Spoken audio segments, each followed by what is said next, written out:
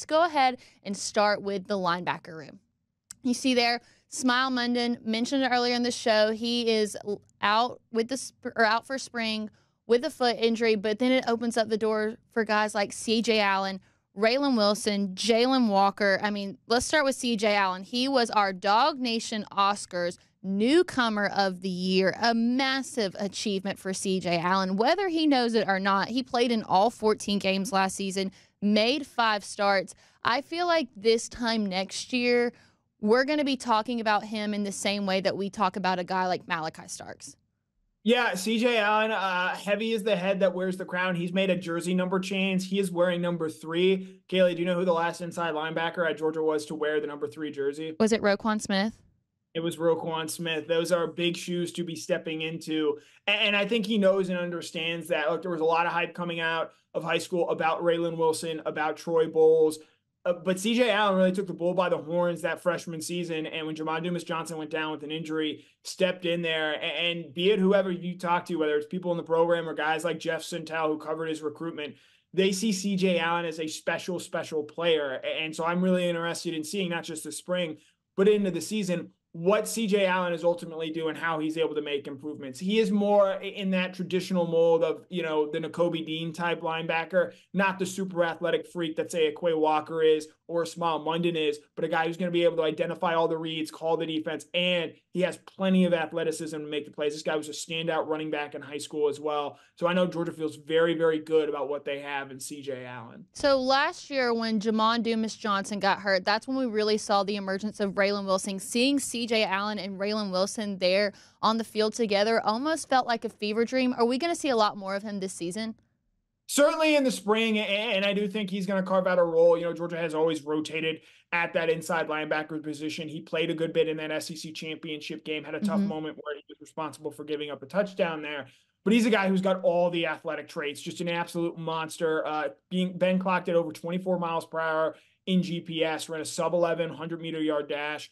100-meter dash in high school. This is a guy that has rare athleticism and is a guy that, as he continues to play more linebacker, and he's going to get a ton of opportunities to do so, I think can really emerge as a player for Georgia and give them a nice athletic option behind Smael Mondon as well, so that they're not super reliant like they were on him, I think, a season ago. And let's talk about Jalen Walker, a junior, somebody who I felt like whose name we maybe don't talk about enough just because there are so many big names within that linebacker room. He's somebody that we're going to see a lot of in the rotation. What are you hoping to see out of him during the course of spring practice? Yeah, well, speak for yourself. I think Jalen Walker is one of, if not the most talented players on this defense. I think he was one of the best defenders on Georgia's team last season. Led the Bulldogs in sacks. Is clearly a talented edge rusher.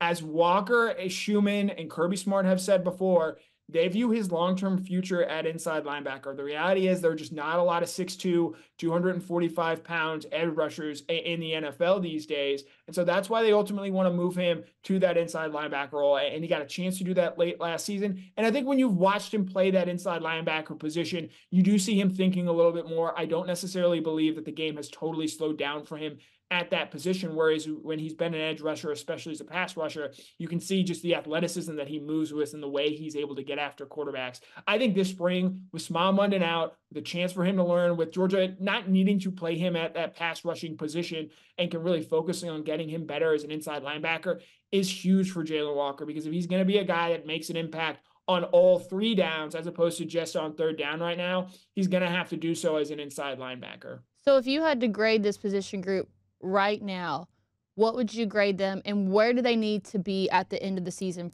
in order for Georgia to potentially win another national championship? I'd give them an A+. Now, I would point out I'd probably give them an A+ a season ago, going into spring with Smael Mondon coming back, Jamon Dumas-Johnson, and the freshmen that they have. And quite frankly, and injuries, I think, played a big part in this, losing Jamon Dumas-Johnson and then Smael Mondon being limited with a foot injury all season. They did not play up to an A level, and I think that showed up in that Alabama game where they had some issues containing Jalen Milroe from making plays there. Look, Georgia's best teams have always had great linebacker play. You think about Roquan Smith and the role he had on that 2017 national championship team, Nakobe Dean winning the Butkus Award in 2021, and then having great players like Quay Walker and Channing Tindall at that position as well. Georgia's going to win a national championship. Odds are their best players on defense are going to come at that inside linebacker position.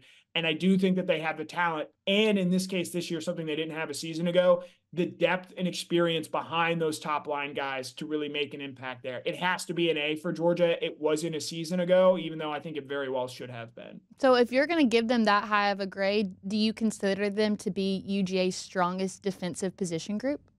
Easily. I think defensive line has a fair amount of questions. While I think the secondary will get there, right now with replacing guys like Kamari Lassiter and Javon Bullard, multi-year starters, I think this is far and away the most talented position group, not just on the defensive side of the ball for Georgia, but on the entire team.